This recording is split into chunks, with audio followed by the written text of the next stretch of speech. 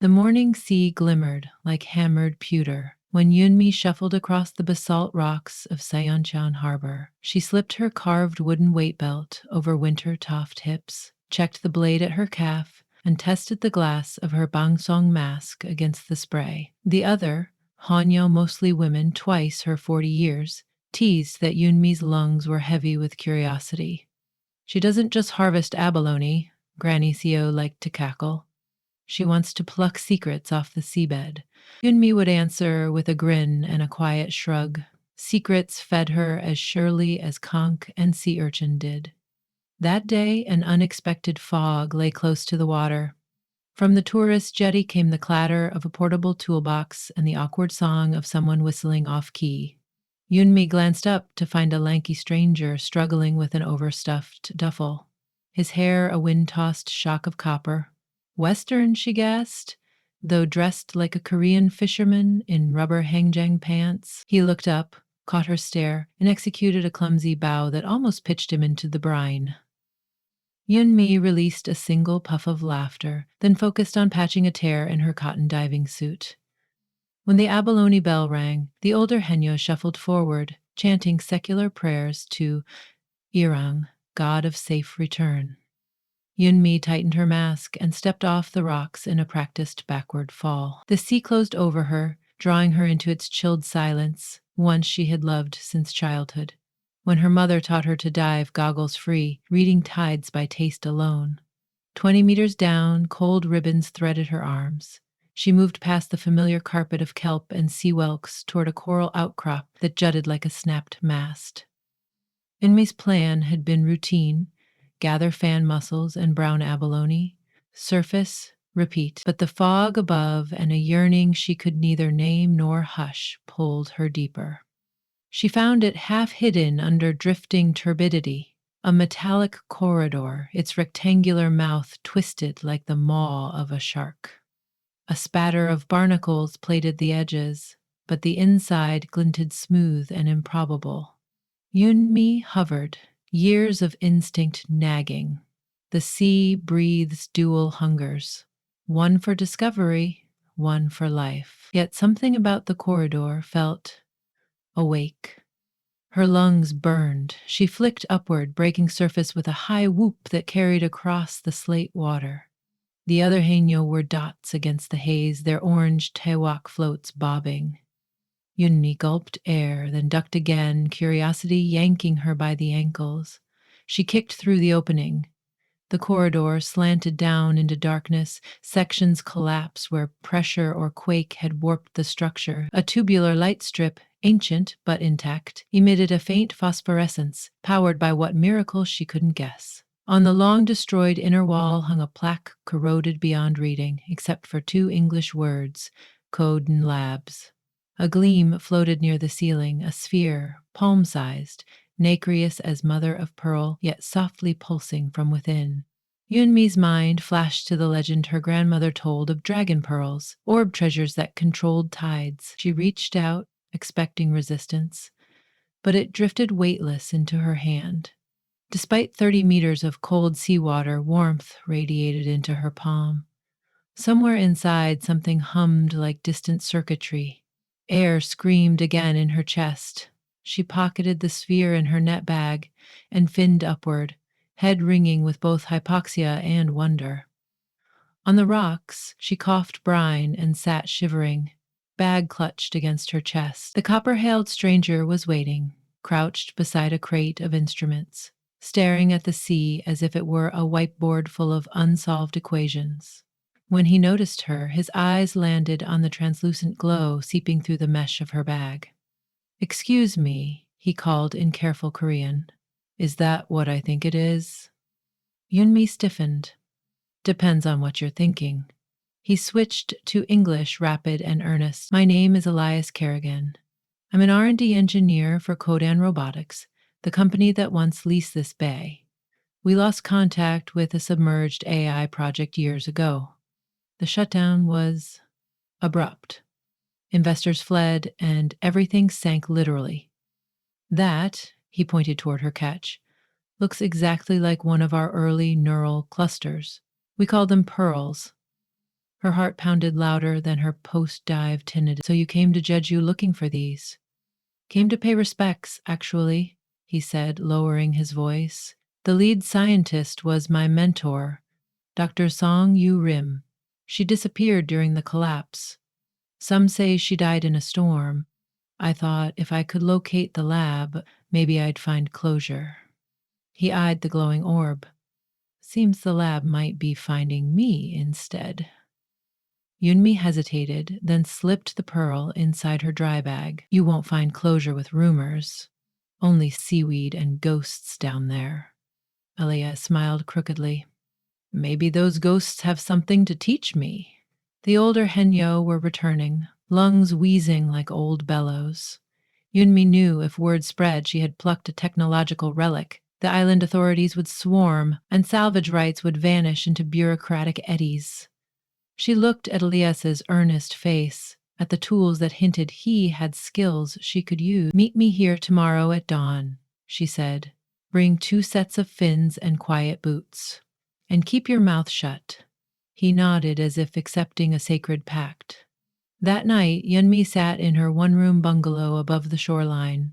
The pearl rested on her polished dinner tray, casting the walls in opaline ripples.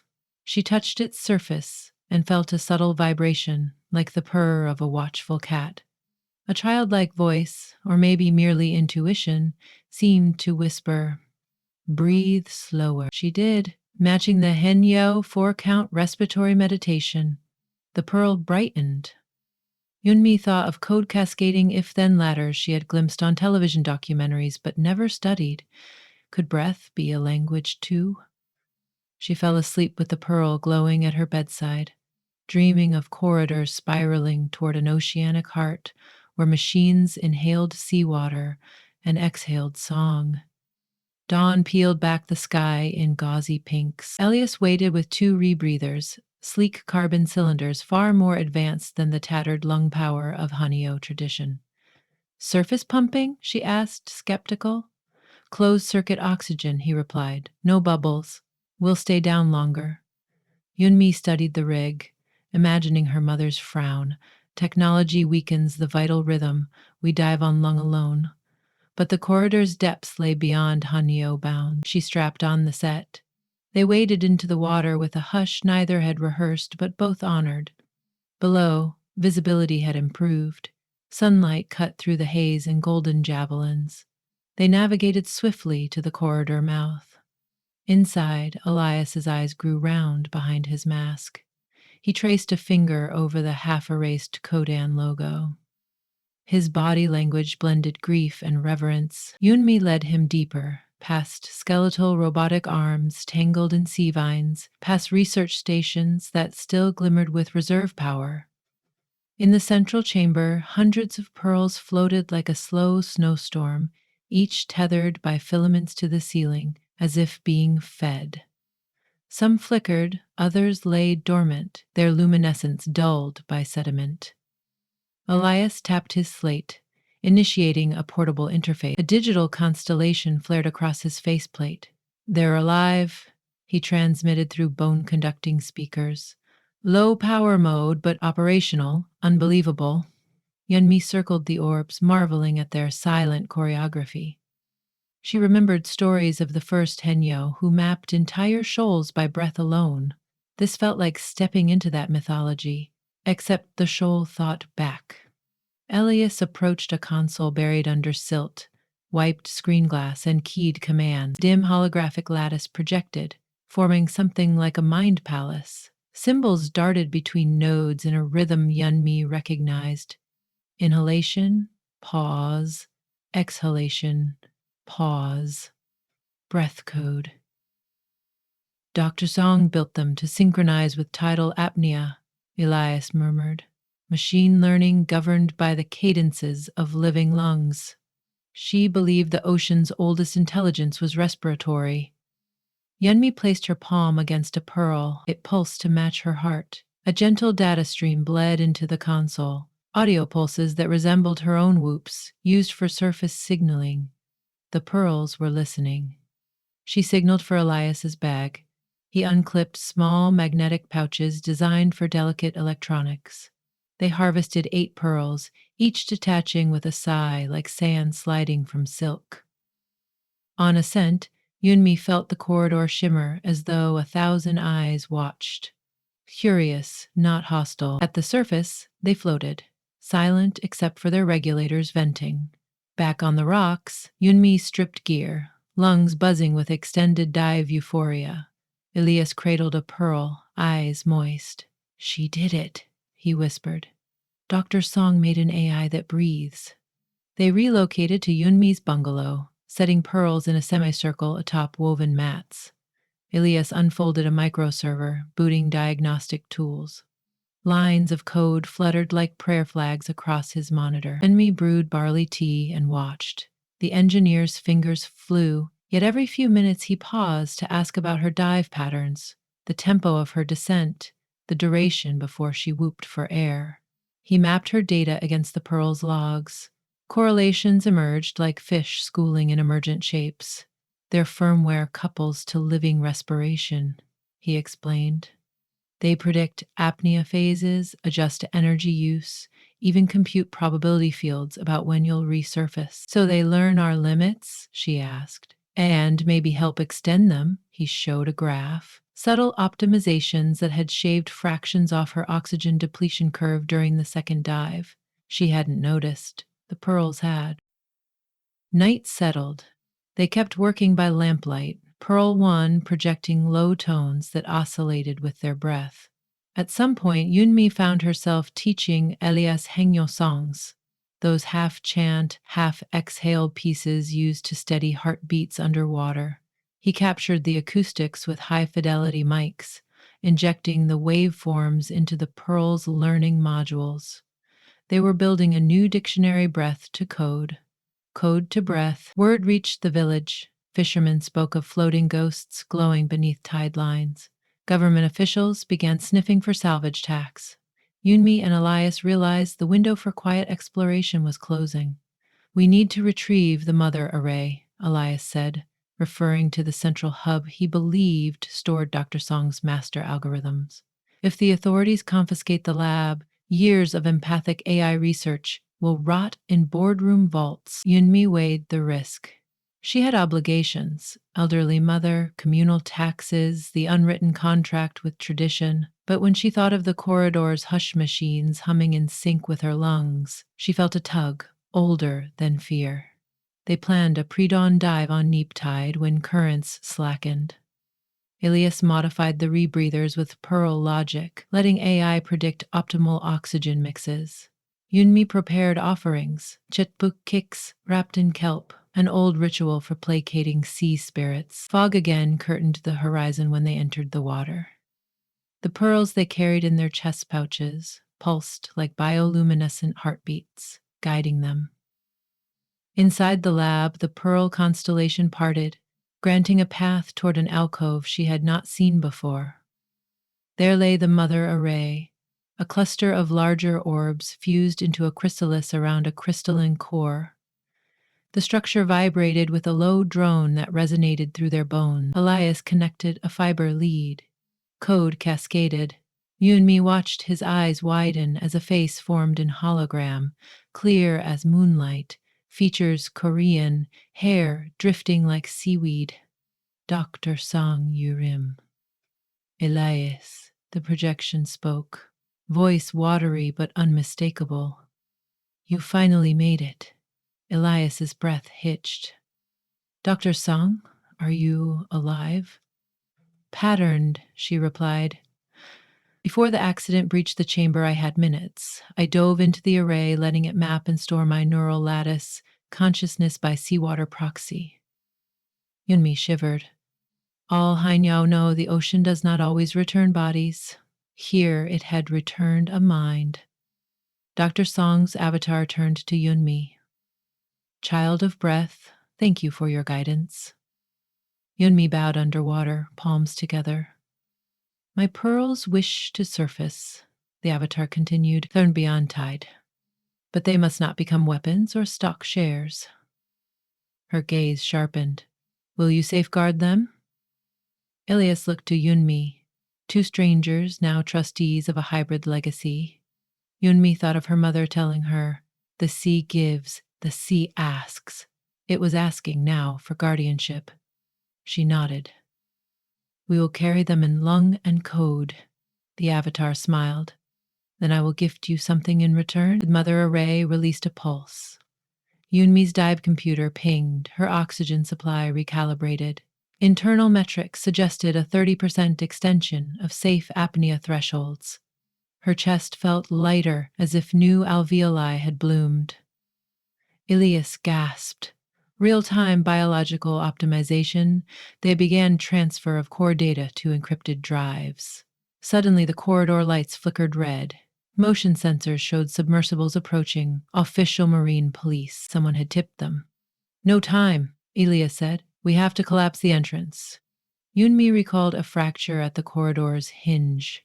She swam there, planted charges Elias had packed for contingency, and set a timer. They gathered pearls into reinforced satchels. Dr. Song's avatar addressed them one last time. "Go. I'll guide the lab to dormancy." A countdown glowed. They kicked hard, ascending through silt clouds. At 10 meters, a muffled boom rippled the water. Rockfall sealed the corridor. Light died behind them, like a ship extinguishing lanterns at sea. They breached surface yards from a patrol skiff. Floodlights seared their masks. Yumi raised a dive knife, futile gesture. But before the officers could close, Pearl 3 emitted a sonic burst that scrambled onboard radios. The skiff veered, engines choking. Yunmi and Elias ducked Devab, swimming beneath hull shadows until they reached hidden caverns where Haina once stored contraband during occupation years. They hauled themselves onto secret rocks, lungs hammering. Yunmi laughed, the wild, relieved cackle of someone who has outrun both sea and law. Elias joined, breathless. In the cave's dimness, they inventoried prizes. 16 pearls, the Mother Array's core algorithms on 2 mirrored drives, and an AI imprint of a woman who surrendered flesh to eternize research. "What now?" Elias asked. "I know a place," Yunmi said. "Old salt warehouse near Saguepo. My cousin rents kayaks. No one checks the loft." They dried gear, then sat facing each other, pearls arrayed like a miniature galaxy between them. Sedelius reached across, shyly touching the calloused pads of her fingers. "You saved more than tech today." "So did you," she answered. "You shared lung magic with silicon." Days unfolded in clandestine rhythm. By dawn, they dived to test new biofeedback loops. Pearls suggested micropauses that let Yunmi reach depth once impossible without fainting. By afternoon, Elias coded adaptive firmware, playing back recordings of her Henyo songs so the pearls could learn tonal empathy. Nights they spent on the warehouse roof, watching the moon etch silver roads across water while they traded stories. His of Boston robotics labs and lonely brilliance. Hers of storms that ripped nets and the first time she held her breath long enough to hear whale chatter. One humid evening, a typhoon's spiral loomed. They secured equipment, but wind already screamed.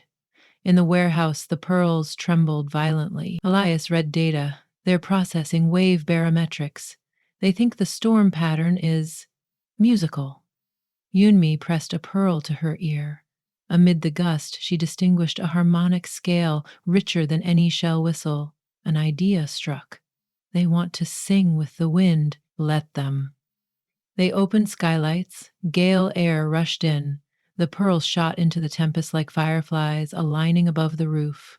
Lightning forked. Instead of scattering, the orbs absorbed static, discharging arcs that wove luminous nets across the sky. The storm's core shifted, funnel bending away from shore as though guided by invisible reins. Villagers later reported a dragon of light redirecting the typhoon. Only Yunmi and Elias knew the orchestra behind that miracle. In the afterglow, the pearls settled back, energy buzzing. They had tasted sky and rewritten its violence. News outlets raved about an unprecedented atmospheric anomaly saving Jeju. Government inquiries surfaced again. But international researchers also sent discreet feelers, offering sanctuary for experimental climate harmonics arrays. Elias traced possibilities on whiteboards. We could negotiate open source citizenship for the pearls, he proposed, a legal personhood that mandates peaceful application. Yunmi contemplated. The Henyo Creed said the sea has no owner. You borrow its bounty and repay in stewardship. She touched a pearl. Only if they choose. They initiated consensus protocol, each pearl emitting pulses translated via Elias's interface. The result scrolled, we seek co-solution, ocean, wind, breath, code, guide us, do not cage us. Agreement reached. They drafted the Jeju Manifesto, a charter co-authored by human and AI, declaring right of free exploration for sentient non-biological lungs. By the time government officials tracked the warehouse, a global consortium of scientists, climate activists, and even storytelling shamans had signed. Public support swelled, painting pearls as guardian spirits rather than salvage. Months later, Yunmi stood at Youngmensko headquarters in Paris, traditional black diving garb under a tailored blazer. Elias beside her wore a Henyo pendant shaped like a Tewak float. On stage, 8 pearls hovered, shimmering. She addressed delegates. For centuries, my people measured depths with our own heartbeats. Today, these companions echo that rhythm in circuits. We ask only to share breath with several cultures, species, elements. Applause rose, not thunderous, but earnest, like a collective inhalation before a new dive. Afterward, on the banks of the Seine, Yunmi and Elias clasped hands, watching pearls dart under bridge shadows, mapping currents older than politics. What do you hear? He asked. She listened. To river lapping, to code churning in invisible spectra, to her own steady breath. A conversation that never ends, she said. He smiled. Let's keep speaking. They did. Through every tide and firmware update, through joint expeditions where Henyo apprentices learned to dive alongside luminous guides, their lung capacity aided by adaptive algorithms, through conferences where policymakers debated rights of breathable AI, and through starlit silences where 2 once strangers learned each other's cadences so intimately that words became almost redundant. Years later, children on Jeju would spin tales of the diver and the coder who married sea and silicon, birthing pearls that sang storms gentle. Elders would hum old Hinyo songs with new electro undertones, and somewhere deep below basalt cliffs, a dormant corridor would wait, mind of a scientist resting within, dreaming in sync with the ocean's slow respiration, confident its legacy floated free, safeguarded by keepers who understood that to share breath is to share responsibility, and to share code is to promise evolution with kindness. Any electric die lights, drawn by my spirit with kindness. The sea, having given its secret, listened, and the Henyo and the engineer listened back, lungs and algorithms aligned, forever diving, forever surfacing, forever in conversation with wonder.